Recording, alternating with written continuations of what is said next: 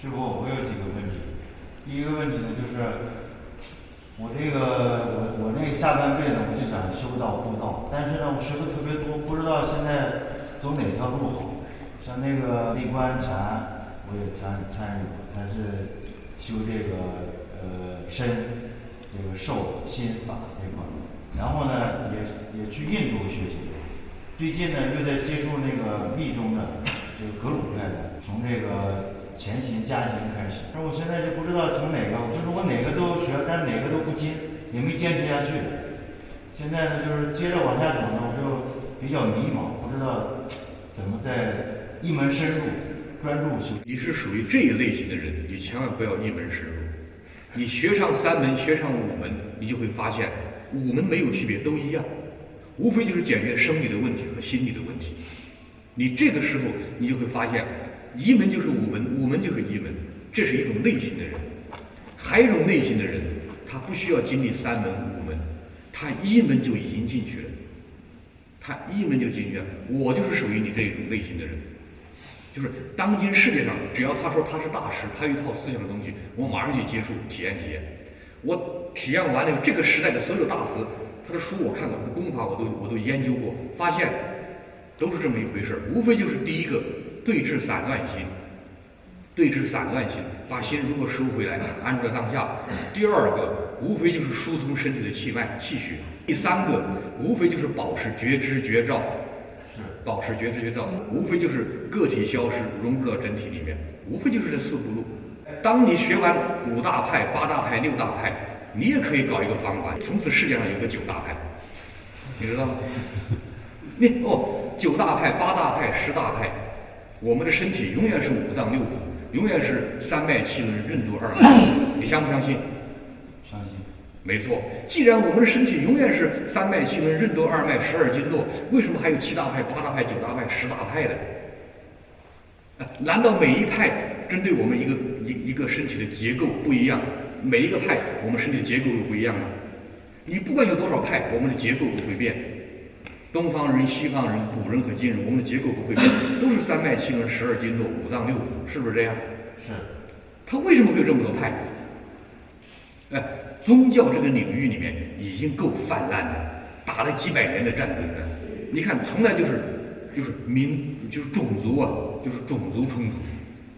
你看21世纪的战争还是种族冲突，还是民族冲突。所以到了这个层面，都是宗派啊。到了这个层面，只有真理，没有宗派的，只有一，没有3、4、5、6、7、8、9、10。它往上走只有一，往下走就是千千万万。真理只有一个，真理只有一个是在这个层次叫做一个呀，在这个层次就是100个，在这个层次1000个，再到这个层次就1万个了。越往上走越是少，越往下走就越多。就如同我们今天东华寺这100多个和尚，他有100多个方法。你看今天这个和尚又把你们方法又给你篡改了。前面的26期都没有篡改，今天轮到他当值，他当老板，他就给你们篡改掉了，他给你篡改掉了，他已经给你篡改掉了。老板还没有死，他们还是开宗立派的。为什么呀？他想当老大，好容易熬到这一轮这一届我说了算，他就把你们规矩都给你们改了。再熬到下一轮，他开始了。他又把它给擦掉了，老子有一套方法，他有一套方法，他为什么轮到他一套方法呢？为什么会这样？展现自我嘛，自我在膨胀嘛，满足我的需要嘛，是不是？轮到他搞我插不上话，插不上话，这一届终于轮到我了。你插话，出去，这一届不归你说了算，这一届归我说了算，所以他就出了个新招，你知道吗？但是不管有多少个招，都是为了对治散乱心，都是为了疏通气脉，都是为了开这个顶轮，都是为了个体消失，融入到整体里面。如果这4步路错了，你再多招再多花样都没有意义。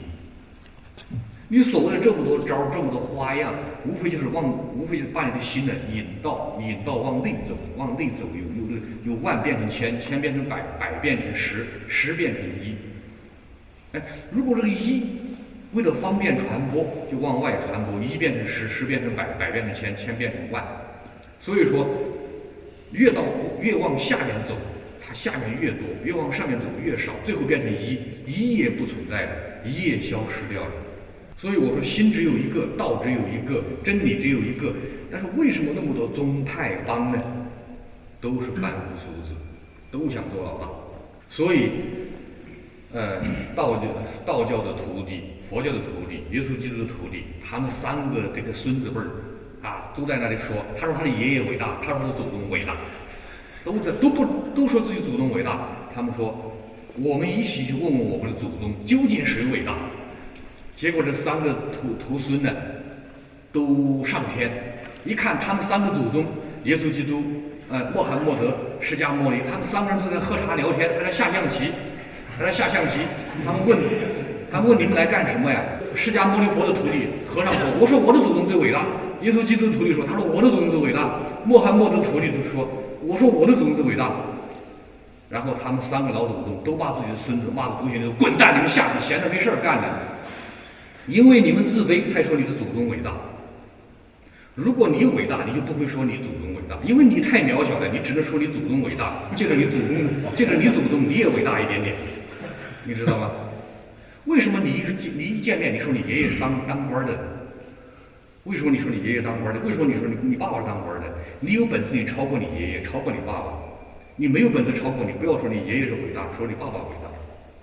你之所以说你爷爷爸爸伟大，无非就是你渺小，你想沾光嘛，抬高你的身价嘛，是不是？那就说明你没开悟嘛。你如果开悟了，你还会说你祖宗开悟吗？你祖宗伟大吗？所以这三个孙子辈的人呢，就是闲着没事干，太自卑太渺小了，整天说他的祖宗伟大。其实他们祖宗在天上喝茶聊天，他们彼此不分，都一样的，都是一体的，都已经达到真理的源头了，都已经和真理接通了。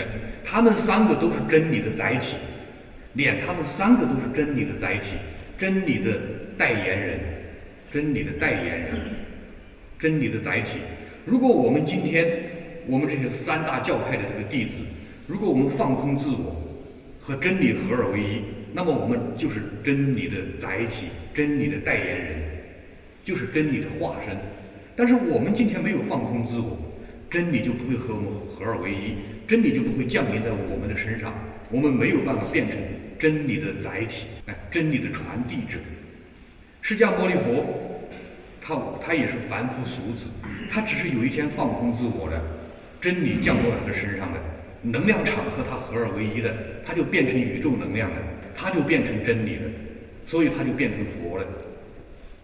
如果我们今天放空自我，个体消失，融入到整体里面，和宇宙大能量合而为一的，你就是佛，你就是上帝，你就是真主。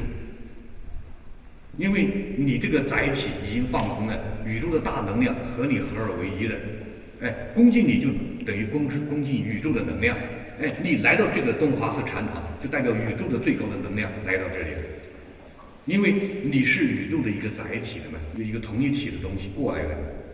那么我们现在所有的法门，就是如何把自己专注，把自己散乱的心变成一专注在当下，然后这个一又化掉，又消失，又弥漫，把这个能量场叫下来，喊下来，感应下来，把它冥想下来，合而为一。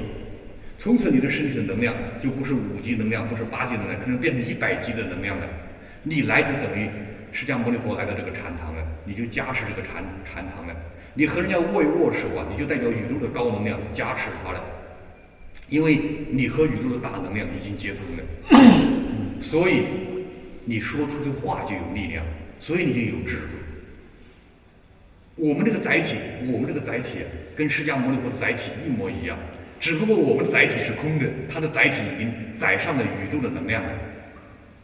因为它放空自我了呢，宇宙的能量就进来了。你能够放空，弥漫，达到10层楼。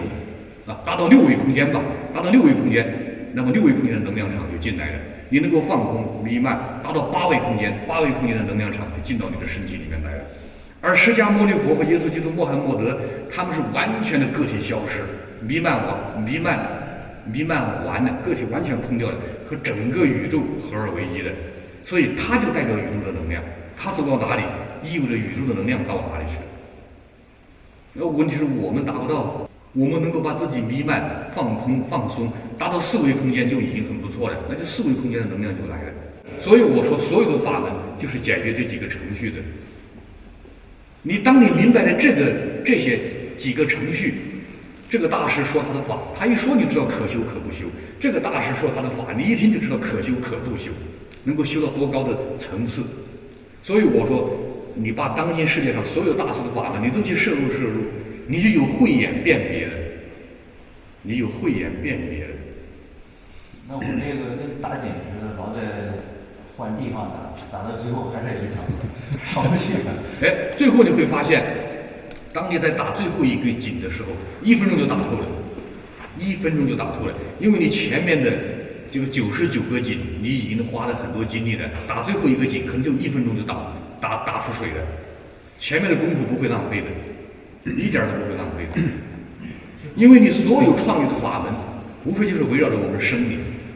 第一步解决我们生理的问题，第二步解决我们心理的问题，第3步解决灵的问题，身心灵3个层面。